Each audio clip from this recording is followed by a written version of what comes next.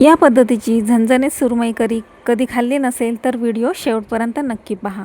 Fish मिरवण्यासाठी अर्धा चमचा हळद, 1 चमचा लाल मिरची पावडर, 1 चमचा गरम मसाला, कोणताही फिश करी मसाला तुम्ही यामध्ये घेऊ शकता, 1 चमचा अद्रक लसूणची पेस्ट, चवीनुसार मीठ, थोडासा लिंबाचा रस। हे सर्व जिन्नस व्यवस्थित मिक्स करून फिश 20 मिनिटांसाठी मुरवत ठेवायचे। नमस्कार, मी स्वप्ना, A1 स्वप्नाज किचन मध्ये सर्वांचे मनापासून स्वागत। ही सुरमई इतकी टेस्टी होते की एकदा जर तुम्ही या पद्धतीने बनवली तर पुन्हा पुन्हा याच पद्धतीने बनवाल। आता 1 किलो सुरमई फिश इथे मी मॅरिनेट करून ठेवले आहे। आता बनवूया आपण मसाला। त्याच्यासाठी मी घेतले आहेत 3 मध्यम आकाराचे कांदे। कांदा हलकासा लालसर होईपर्यंत परतून घ्यायचा। आता यामध्ये मी टाकणार आहे काही खडे मसाले। त्यामध्ये घेतले आहेत 3 ते 4 लवंगा, 3 ते 4 काळे मिरे, 2 चक्री फूल आणि 2 दालचिनीचे तुकडे। हे खडे मसाले थोडेसे तेल टाकून तवा किंवा पॅन मध्ये फ्राय करून घ्यायचे। 2 इंच अद्रकचा तुकडा आणि 7 ते 8 लसणाच्या पाकळ्या।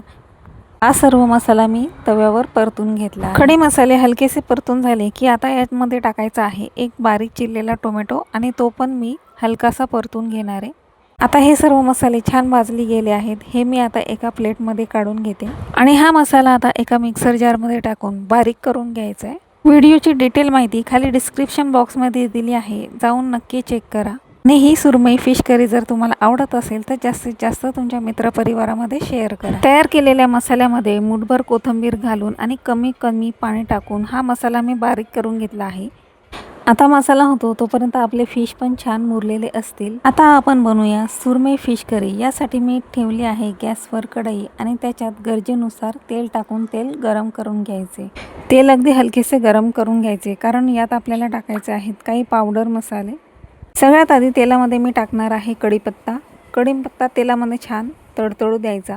त्यानंतर यामध्ये मी टाकणार आहे 1 चमचा गरम मसाला, 1 चमचा लाल मिरची पावडर, पाव चमचा हळद। हे सर्व मसाले हलकेसे परतून झाले की आता यामध्ये टाकायचा आहे आपण जो मसाला बनवला होता तो याच्यात मी टाकून घेणार आहे। करीला छान लालसर रंग येण्यासाठी यामध्ये मी टाकले आहे 1 चमचा काश्मीरी लाल मिरची। याने आपली करीचा रंग हा खूप छान येईल। आता याच्यात मी तयार केलेला मसाला टाकून घेतला आणि या मसाल्याला छान तेल सुटेपर्यंत 10 मिनिटांपर्यंत चांगला तेलामध्ये परतून घ्यायचा। मसाल्यातला जो कच्चापणा आहे तो दूर होईपर्यंत छान तेल सुटेपर्यंत मसाला परतून घेतला आणि आता एवढ्या वेळात आपले फिश पण छान मुरले असतील ते या मसाल्यामध्ये टाकून मसाला व्यवस्थित परतून घ्यायचा आहे। फिश टाकल्यानंतर हलक्या हाताने ते परतून घ्यायचे कारण त्याचे तुकडे पडण्याची शक्यता असते। फिशच्या सर्व पिसांना मसाला व्यवस्थित कोट झाला पाहिजे अशा पद्धतीने व्यवस्थित मिक्स करून घ्यायचे। आता मसाल्याला छान तेलही सुटले आहे। मुरवलेले फिश या मसाल्यामध्ये टाकून मी व्यवस्थित मिक्स करून घेणार आहे। गरम गरम चपाती, भाकरी किंवा भातासोबत ही फिश करी खूप छान लागते। आता याला छान तेल सुटले आहे। आता याच्यामध्ये मी गरजेनुसार पाणी टाकून घेणार आहे। फिश करीचा रस्सा पातळ किंवा घट्ट तुमच्या आवडीनुसार तुम्ही यामध्ये पाणी घालू शकता। हा व्हिडिओ तुम्ही पाहत इथपर्यंत आला आहात आणि जर तुम्हाला आवडली असेल तर पटकन एक लाईक करा आणि एक छानशी कमेंट करायला विसरू नका। आता यामध्ये मी जवळजवळ 1 ग्लास पाणी टाकून घेतलं आहे। चवीनुसार मीठ यामध्ये टाकून सुरमई करी जवळजवळ 10 मिनिटं शिजवून घ्यायचे। सर्व मसाले फिशमध्ये छान कोट झालेले आहेत आणि एकदम चमचमीत आणि झणझणीत फिश करी, सुरमई फिश करी इथे आपली तयार झाली आहे। तुम्ही पण ही सुरमई फिश करी एकदा नक्की ट्राय करा आणि मला कमेंटमध्ये सांगायला विसरू नका। गरमागरम चपाती किंवा भाकरीसोबत, भातासोबत हा रस्सा, हे फिश खूप छान लागतात। तर तयार झाली आहे आपली चविष्ट, चमचमीत आणि झणझणीत सुरमई फिश करी।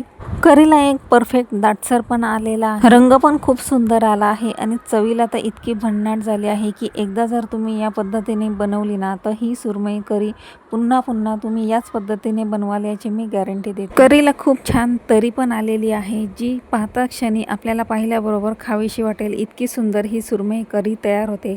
चला तर पुन्हा मिळूया अशीच एक नवी रेसिपी घेऊन पुढच्या व्हिडिओमध्ये। तोपर्यंत स्वस्त राहा आणि पाहत राहा आपले मराठमोळी A1 स्वप्नाज किचन। ही चमचमीत सुरमई करी तुम्ही पण एकदा नक्की ट्राय करा आणि मला कमेंटमध्ये सांगायला अजिबात विसरू नका। चला तर पुन्हा मिळूया नेक्स्ट व्हिडिओमध्ये।